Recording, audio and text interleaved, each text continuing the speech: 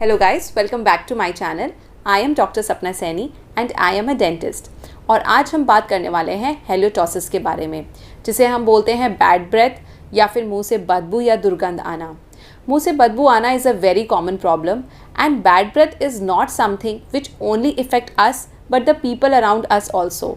तो आज की वीडियो में मैं आपको बताने वाली हूँ about all the possible reasons जिसकी वजह से आपके मुंह से बदबू आती है। हो सकता है कि आपकी ओरल हाइजीन आप बहुत अच्छे से मेंटेन करते हो पर उसके बावजूद आपके मुंह से बदबू आती हो। तो आज हम उन सब मेडिकल कंडीशंस के बारे में भी बात करेंगे। प्लस मैं आपको आज कुछ ऐसी टिप्स बताने वाली हूँ जिससे आपकी मुंह से आने की बदबू की प्रॉब्लम जड़ से ख़त्म हो जाएगी। और हम कुछ मार्केट में अवेलेबल प्रोडक्ट्स के बारे में भी बात करेंगे। तो चलिए without wasting time let's get started with the reasons of bad breath. क्या क्या वजह हो सकती है मुंह से बदबू आने की। 90% लोगों में बैड ब्रेथ की वजह होती है इम्प्रॉपर ओरल हाइजीन रखना, पुअर ओरल हाइजीन रखना। हो सकता है कि आप 2 बार ब्रश करते हो, लेकिन हो सकता है कि आप अच्छे से ठीक तरीके से ब्रश ना करते हो। हमारे दांतों के बीच में 2 दांत के बीच में कुछ स्पेसेस होते हैं जिन्हें हम कहते हैं इंटरडेंटल स्पेसेस। उसके अलावा हमारे दांतों के बीच में जो गम्स होता है, कई बार वहाँ पर पॉकेट्स बन जाते हैं, तो हमारा खाना जो हम चबाते हैं वो वहाँ जाके रुक जाता है। जब आप ब्रश करते हैं तो आप बाकी एरिया को क्लीन कर लेते हैं, पर इंटरडेंटल एरिया या फिर जो पॉकेट वाला एरिया है वहाँ पर खाना रुका रह जाता है। और जब खाना रात भर वहाँ रुका रहता है या दिन में भी अगर रुका रहता है तो खाना वहाँ पर सड़ जाता है और सड़ने की वजह से वहाँ पर बदबू हो जाती है। तो इंटरडेंटल एरियाज़ और पॉकेट्स को क्लीन करने के लिए आपको इंटरडेंटल ब्रश या फिर फ्लॉसेस यूज़ करना चाहिए, जो मैक्सिमम लोग नहीं करते। इसके अलावा एक और रीज़न होता है मुंह से बदबू आने का, वो ये होता है कि बहुत सारे लोग ब्रश तो 2 बार करते हैं लेकिन वो लोग टंग क्लीन नहीं करते हैं। टंग क्लीन करना इतना ही इम्पॉर्टेंट होता है जितना इम्पॉर्टेंट आपका ब्रश करना होता है।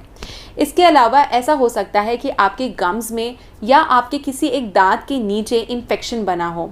किसी भी दांत के नीचे अगर पस बना हुआ होगा, अगर उस दांत के नीचे इन्फेक्शन बना होगा तो आपके मुंह से डेफिनेटली पस की स्मेल आएगी। प्लस में मसूड़ों में अगर इन्फेक्शन होगा, पायरिया होगा या आपके दांतों में कैलकुलस जमा हुआ होगा तो आप कितनी भी कोशिश कर लें आपके मुंह से बदबू नहीं जाएगी। इसके अलावा दांतों में कई बार छोटी छोटी कैविटीज़ होती हैं। कैविटी जब एक एक्सटेंट तक बढ़ जाती हैं तब वो हमें पता चलती है, क्योंकि तभी हमें दर्द होता है। तो कई बार छोटी छोटी कैविटीज़ होती हैं, उसकी वजह से हमारे दांतों में जाके खाना रुक जाता है और जब खाना रुकता है तो सड़ता है तो बदबू आती है। ये तो हुई दांतों से रिलेटेड बातें। पर कई लोग बोलते हैं कि हम 2 बार ब्रश भी करते हैं, हम टंग भी क्लीन करते हैं, हम ओरल हाइजीन भी मेंटेन करते हैं, फिर भी हमारे मुंह से बदबू आती है। उसके पीछे क्या रीज़न्स होते हैं तो मैं आपको बताती हूँ। सबसे मोस्ट कॉमन रीज़न, लोग पानी कम पीते हैं। दिन में कम से कम 8 ग्लास पानी पीना बहुत ज़रूरी है। हमारे मुंह में ना थूक होता है जिसे हम सलाइवा कहते हैं। उसके 2 मेन फंक्शन होते हैं। सबसे पहला कि हमारे मुंह में अगर कहीं भी खाना रुका है तो वो एसिड रिलीज़, जब वो खाना सड़ जाता है तो वो एसिड रिलीज़ करता है। सलाइवा का काम होता है उस एसिड को बफर करना, उस एसिड को वो काम नहीं करने देता, तो उससे हमारे दांत खराब नहीं होते हैं। और दूसरा काम होता है सलाइवा का कि वो फ्लश आउट करता रहता है, माउथ को वॉश करता रहता है। इसके अलावा बहुत सारी मेडिकल कंडीशंस भी होती हैं जिसकी वजह से हमारे मुँह से बदबू आती है। फॉर एग्ज़ाम्पल लिवर या किडनी इश्यूज़ हों, अगर प्रॉपर डाइजेशन नहीं हो रहा है, कॉन्स्टिपेशन है, स्टमक में कोई इन्फेक्शन है, स्टमक अल्सर्स है, बहुत ज़्यादा एसिडिटी हो रही है, या फिर साइनसाइटिस है, निमोनिया है। इसके अलावा अगर कोई हैबिट है लाइक स्मोकिंग या टबैको च्यूइंग, तो उसकी वजह से भी बैड ब्रेथ का प्रॉब्लम रहता है। Now let's move on to tips. First tip is very simple and it is cost free also. Drink lots of water. आप जितना पानी पियोगे आपके मुंह में उतना ही कम बैक्टीरिया बन पाएगा, उतने ही कम आपके मुंह से स्मेल आएगी। Second, proper oral hygiene maintain कीजिए। Brush twice a day. Morning में सिर्फ ब्रश करने से नहीं काम चलेगा। इनफैक्ट रात की ब्रशिंग ज़्यादा इंपॉर्टेंट होती है, क्योंकि आप मॉर्निंग में कुछ ना कुछ खाते पीते रहते हो। आपने ब्रश कर लिया, उसके बाद आपने पानी पी लिया, फिर आपने कुछ खा लिया, तो आपके मुंह में सलाइवा बनता रहता है। बट रात के टाइम क्या होता है कि आपका अगर कोई भी खाना किसी भी दांत में अगर फंसा हुआ है, दो दांतों के बीच में फंसा हुआ है, तो वो खाना पूरी रात वहीं पर रहता है और वो वहाँ पे सड़ जाता है और सड़ने के बाद वो एसिड रिलीज़ करता है और उसी एसिड से आपका दांत गल जाता है और आपके दांतों में कैविटीज़ हो जाती हैं। तो खाना अगर रुकेगा तो दो प्रॉब्लम्स आएंगी, एक तो कैविटी बनेगी, दूसरा आपके मुंह से स्मेल आएगी। तो गाइस प्लीज़ रात को ब्रश करना उतना ही इम्पॉर्टेंट है जितना इम्पॉर्टेंट मॉर्निंग में ब्रश करना है। एंड टंग क्लीन ज़रूर कीजिए, मॉर्निंग में भी नाइट में भी। अगर आप टंग क्लीन करोगे तो आपके मुंह से कभी भी बैड ब्रेथ का प्रॉब्लम नहीं आएगा। Third tip is use sugar free, alcohol free mouth washes if you can. Natural mouth wash use करेंगे तो ज़्यादा बेनिफिशियल है। आप घर पे माउथ वॉश आराम से बना सकते हैं, लेकिन अगर आप मार्केट से माउथ वॉश खरीद रहे हो तो आपको ये ध्यान रखना है कि माउथ वॉश अल्कोहल फ्री और शुगर फ्री होना चाहिए।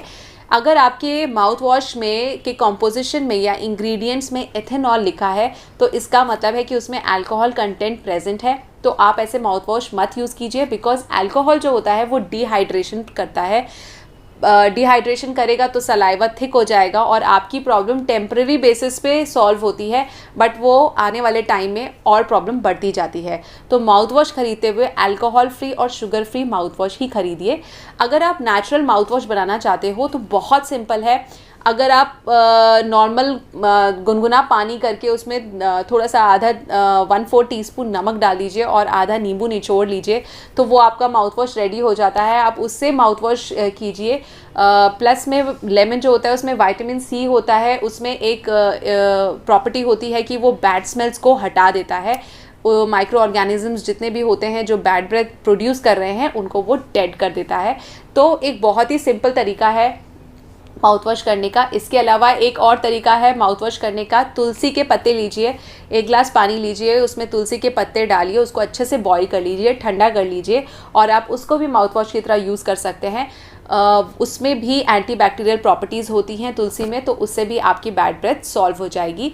एक और रेसिपी मैं आपको बताना चाहती हूँ माउथ वॉश के लिए। उसके लिए आपको क्या करना है, आपको 1 ग्लास पानी लेना है, उसमें 1 इलायची, 1/4 टीस्पून दालचीनी पाउडर और 1 तेज पत्ता को आप बॉईल कर लीजिए, उसको ठंडा कर लीजिए, उसको छान कर you can use it as a mouthwash. आप इसको बना के 3 दिन तक फ्रिज में भी रख सकते हो। बस यूज़ करने से पहले हल्का गुनगुना कर लीजिएगा, क्योंकि जब आप गुनगुना माउथ वॉश यूज़ करते हो, जब हम गुनगुने पानी से भी आपको कुल्ला करने के लिए बोलते हैं, उसका रीज़न ये होता है कि जब आप गुनगुनी चीज़ यूज़ कर रहे हो तो आपकी मसूड़ों में ब्लड सर्कुलेशन बहुत बढ़ जाता है और जब ब्लड सर्कुलेशन तेज़ होता है तो हीलिंग बहुत फास्ट होती है। तो इसलिए आप नेचुरल माउथ वॉश यूज़ कीजिए instead of buying mouth wash from market. और अगर मार्केट से खरीद रहे हैं तो ध्यान रखिए कि अल्कोहल फ्री ही माउथ वॉश यूज़ कीजिए। इसके अलावा एक चीज़ आप और यूज़ कर सकते हैं, eat lots of chewing gums but sugar free. बहुत सारे ब्रांड्स हैं जो आजकल शुगर फ्री च्युइंगम्स बना रहे हैं। फॉर एग्जांपल ऑर्बिट हो गया, हैप्पीडेंट हो गया। आप च्युइंगम्स जब हम पेशेंट्स को बोलते हैं खाने के लिए तो च्युइंगम्स के 2 फ़ायदे हैं। सबसे पहले तो आपकी मसल्स जो होती हैं यहाँ पर गाल की, उनकी एक्सरसाइज होती है। सेकंड, जब आप च्युइंगम खाते हो तो हमारे यहाँ गाल में ना कुछ डक्ट्स होते हैं, ग्लैंड्स होते हैं जो सलाइवा बनाते हैं। तो जब आप च्युइंगम खाते हो तो वो डक्ट्स और ग्लैंड्स एक्टिवेट होते हैं और सलाइवा और ज़्यादा बनता है, और जितना सलाइवा बनेगा उतनी ही एसिड की बफरिंग होगी और आपके दांत क्लीन रहेंगे और आपके मुँह से बैड ब्रेथ नहीं आएगी। And the 5th and the most important tip is visit your dentist every 6 months. ये इसलिए क्योंकि आपको नहीं पता चलता है कि आपके दांत में छोटी छोटी कैविटीज़ हैं। हो सकता है कि आपको ऐसा लग रहा हो कि इतनी सारी प्रॉब्लम्स आ रही हैं, मैं कैसे सॉल्व करूँ बैड ब्रेथ को। हो सकता है आपके दांत में एक छोटी सी कैविटी हो 2 दांतों के बीच में जो आपको पता ही नहीं चल रही हो और वहाँ पे आपका जाके खाना रुकता हो, उसकी वजह से आपको बैड ब्रेथ का प्रॉब्लम हो रहा हो। या हो सकता है आपकी अक्ल दाढ़ आ रही हो। बहुत कॉमन रीज़न है ये भी कि अक्ल दाढ़ आ रही होती है तो उसके ऊपर मसूड़ा रहता है, तो वहाँ पर बीच में खाना फंसता है, उसकी वजह से बैड ब्रेथ का प्रॉब्लम आता है। तो आप अपने डेंटिस्ट के पास जाइए, वो आपको डेफिनेटली हेल्प कर सकते हैं।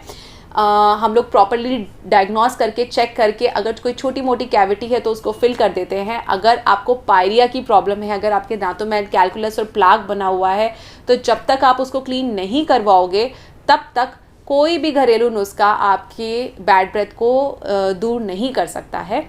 तो इसलिए डेंटिस्ट को विज़िट कीजिए। कोई भी अगर प्रॉब्लम होगी तो वो आपको गाइड करेंगे और आपकी प्रॉब्लम को सॉल्व करेंगे। और उसके बाद आप normal mouth wash, proper oral hygiene maintain कीजिए तो आपके मुंह से बदबू कभी नहीं आएगी।